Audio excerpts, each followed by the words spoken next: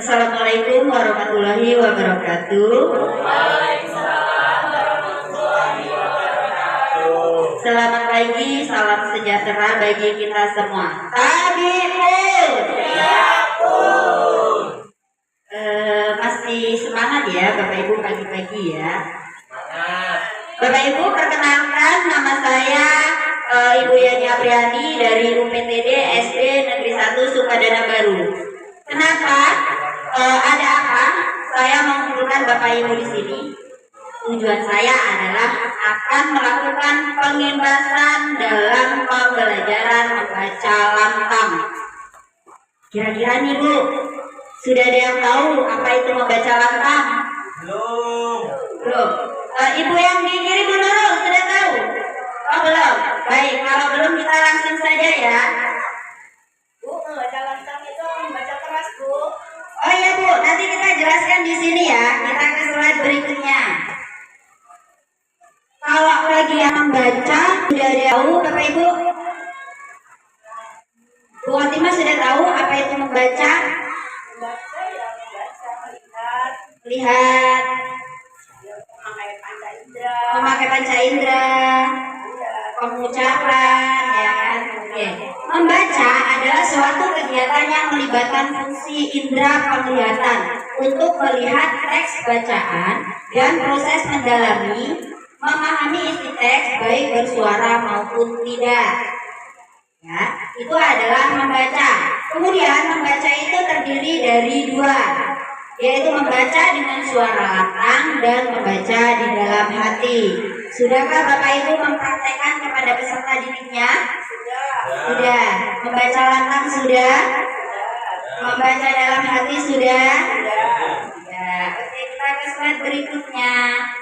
Manfaatnya Bapak Ibu, ada yang tahu manfaat membaca lantang? Ini membaca lantang ya Bu, manfaatnya adalah meningkatkan kosakata dan pemahaman bacaan pada peserta didik. Kemudian pemilihan buku yang tepat itu akan menumbuhkan cinta membaca dan memperkuat pemahaman kepada peserta didik.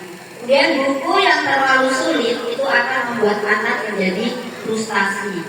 Dan buku yang sesuai dengan minat akan membuat anak termotivasi untuk terus membaca. Yang terakhir, buku yang terlalu mudah itu akan membuat anak-anak menjadi bosan. Jadi pemilihan buku itu sangat tepat ya Bapak Ibu ya. Di sini pemilihan buku ini berdasarkan usianya. Untuk kelas 1 dan kelas 2 itu kita perlu pilihkan buku yang gambarnya banyak, teksnya sedikit. Tujuannya untuk apa? Untuk menumbuhkan rasa ingin anak-anak itu membaca karena banyak gambarnya, mereka akan mudah tertarik. Kemudian di kelas 3 dan 4 itu ceritanya lebih panjang dan paragrafnya lebih jelas karena anak-anak di kelas 3 itu sudah mulai perlu menambah kosakata yang dimilikinya. Dan kemudian kelas 5 dan 6 itu temanya kompleks, mulai berpikir kritis ya. Ini tahapannya. Nah, di sini ada cerita Bapak Ibu. Ada cerita tentang persahabatan semut dan merpati. Kira-kira ibu-ibu di sini ada yang ingin mempraktekkan membaca lantang? Oke, silakan Bu Dea, Bu Ata dan Bu Firka.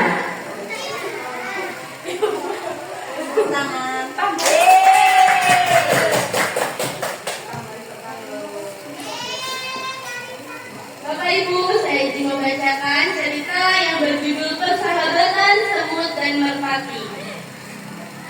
Suatu hari, seekor merpati melihat ada seekor semut yang terjatuh ke sungai. Semut itu berjuang sangat keras untuk berenang supaya tidak tenggelam. Melihat hal itu, merpati tak hanya diam saja.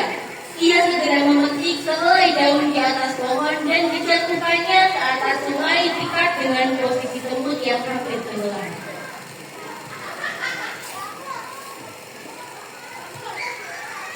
Semut, cepat berenang dan naiklah ke atas daun ini, teriak merpati.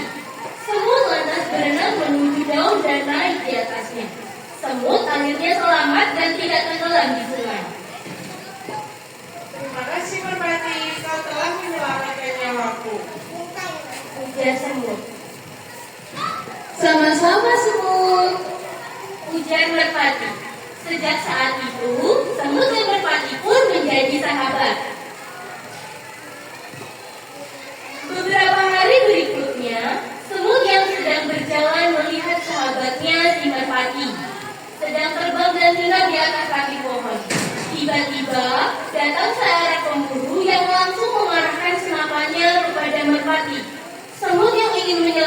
merpati langsung menggigit kaki si pemburu.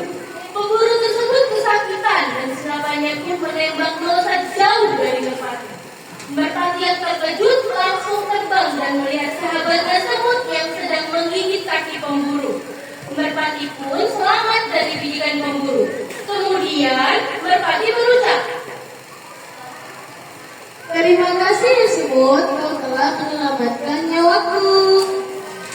semut pun menjawab, Terima kasih kembali merpati. terima kasih. Terima kasih untuk penampilannya dari Bu Dea, Bu Ana, dan Bu Hinka. Semangat sekali dan luar biasa. Kita kasih aplaus sekali lagi, Bu. Oke, itu tadi yang saya maksud dengan membaca lantang ya Bapak Ibu ya. Membaca lantang itu adalah membaca dengan menggunakan intonasi yang tepat dan ekspresi yang menarik. Tidak terlalu berlebihan dan juga tidak terlalu monoton. Jadi memang perlu memberikan ekspresi supaya si pendengar, audiens, tentunya anak-anak kita itu akan tertarik dengan bacaan yang kita baca. Begitu ya, Bapak Ibu ya. Sampai di sini ada yang ingin ditanyakan, Ibu-ibu? Sudah cukup?